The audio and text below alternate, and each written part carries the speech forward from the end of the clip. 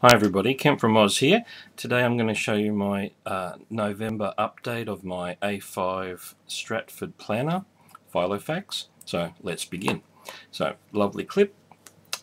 I've shown this on the previous videos, so I'll skip over a few things, but just to give you an outline if you're new to my videos.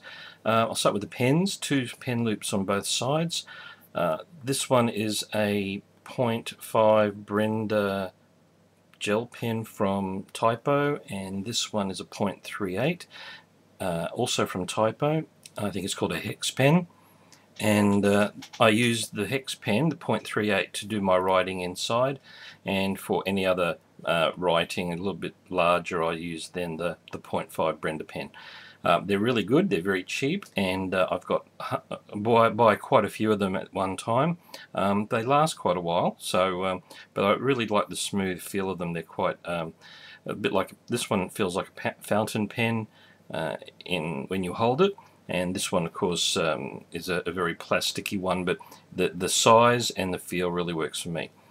Just the usual pockets in the front. I use this as a planner diary, so I've got some essential cards in here, stamps, some washi tape which I've put on a credit card, an old credit card, some post-it notes, a couple of paper clips, and then on the inside just important things that I might need. I've got a pocket there, a zipper one with things, and a third large pocket inside there.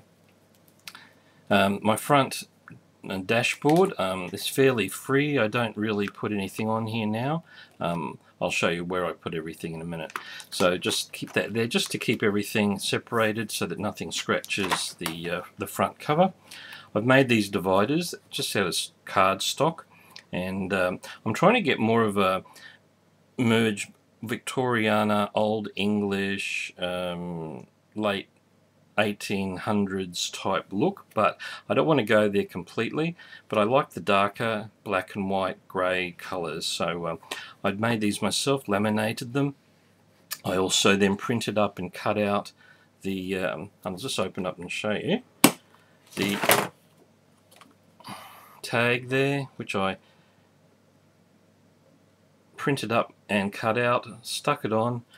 It's on both sides there, and then laminated the whole sheet. So I've got about 5 of those, and I did a few extra ones, and just wasn't sure of the colors that I wanted to use, so but this one works for me, and I do like the words that are on the front there. Now it is on the other side as well. That's the back of the cardstock, and just a very biological, scientific looking journal entry. I don't really know what it is, but I like the colors. It's a bit of a flat grey. Standard map. Now believe it or not, I have used this a couple of times, and it really is essential, and I like the fact that the time zones, which I've used for when I'm doing Skyping with other Filofax people, especially from the Filofaxy group, and it helps me just to plan. So it is good, and I like it. It's right in the front there where I know where it is. Just some timetables for work, usual. I've had these for quite a while, and then just some areas for notes, to-do lists. Won't go into those too much. Just again, post-it notes. I use them quite a lot. If I'm jotting ideas down, I tend to just stick them here, and then when I sit down and I've got a bit of time, I will then transfer the information or throw them away. But post-it notes are really my lifeblood, because if I don't have the diary with me, I do actually have a small set of post-it notes in my wallet and a pen always with me, and I can always write these notes down. So can't say enough about post-it notes. So just a lot of goals, different things, some Filofaxes. Some of these are quite old. These are from the Debden inserts, which I've still kept because I don't want to rewrite everything. And also too, when I'm writing my notes, I tend to know what's there, so I don't need to reinvent it just to make it look much neater, as long as it's fairly well together. So lots of things, diagrams, a couple of bits of spare paper, grey, more post-it notes, so I do lots and lots of notes, lots and lots, and so on. Another divider, again another section of that same cardstock, and of course this is for my calendar. Now I print up my own calendar, and I do that, and I like the horizontal view and tend to write things well. So this is 2/13, which is just about on its way out. I've got permanently booked birthdays and public holidays in Australia where I live, and what I do is if I've got an appointment, I'll write the time on this side and then what it is, and I do every appointment in the calendar. I don't write them into the day planner. I use this calendar a lot and transfer it, and if there's something important I might write it on the right side, and of course birthdays and daily appointments on the left side. So I've already made my way through, and we're into November at the moment. That needs to be filled up a little bit. I use these arrow markers to just remind. I like sending birthday cards well in advance, so these are just there to a visual reminder. And then I've also included the 2014. I kept the same format, and of course it's not really nothing's really in there except for the birthdays. I do public holidays in darker blue, and of course vacation, school vacation, holiday time I just mark with a green line, and that's all printed up in colour. So there's a calendar there, and this is being November. In December I'll get rid of the 2013 calendar and then just have that, but the space that it takes up is quite small. So for 2014 it's very, very small. Doesn't take up a lot of room at all. Another divider, nice dark one with gold writing, again sort of a sciencey 1800s look, and again some Victoriana patterns there. Just some more my spiral decks planning and having a look and trying to sort out different things, and of course just an example of planning. If you don't know about this, I've got some videos on this, or you can check out my blog using the spiral decks planning system, visual planning. So these are just examples that I use if I want to explain to somebody. And then of course then the week on 2 pages planner, which I won't go through because we've seen a lot of this. I'll just go up to recently, so let's go up to last week. What I do, and Adam's Philo, I've copied this from him, is a strip of washi tape across, separating just the notes section there and then my weekend there. Just sort of visually I can see that this is my work week, and then weekend, and then these notes are up here. I use this as a dashboard. It's a post-it note there. The setup that I do have is I do my timed appointments on the left hand side, and I try and space them out down the page approximately where the time is in the day. So if it's early morning like 8 o'clock, it'll be there, and of course later down 3 o'clock, 6 o'clock down there. On the right side I've merged into using these bullet checklists, check boxes, which and what I do is if once I need to remember something, I'll start at the bottom. So you can see here that my list actually goes up, and didn't have anything to do that day, but the first one is there. I usually just put one box, maybe 2 or 3, and I work my way up in the list there, and then when it's done I check it or cross it out.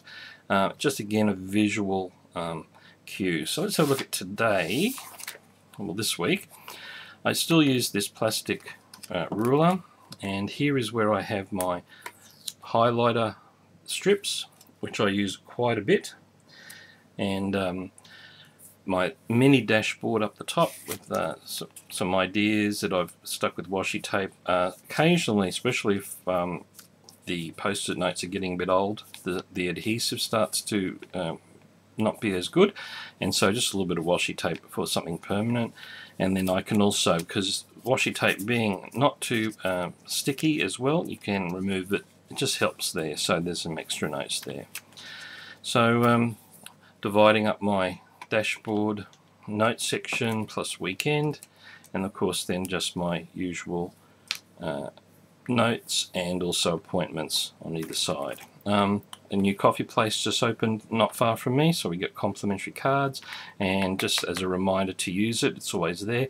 I stopped putting these type of things in my wallet because I just tend to forget that they're there and they get out of date, so I know that I've got my Filofax right next to me in the car when I drive, and when I go through their drive-through I can use this. So I've got a free coffee coming up this weekend, I'd say. And then basically just getting ready for the weekend and writing things down. And then also I have ahead of time washi taped my dividers. I went through, tried to do different colors.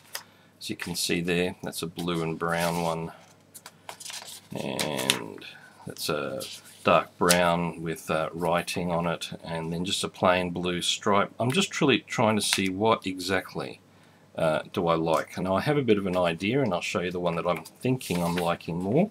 So I've probably done about a month ahead, and then you can see that some of the things that I know are coming up appointments.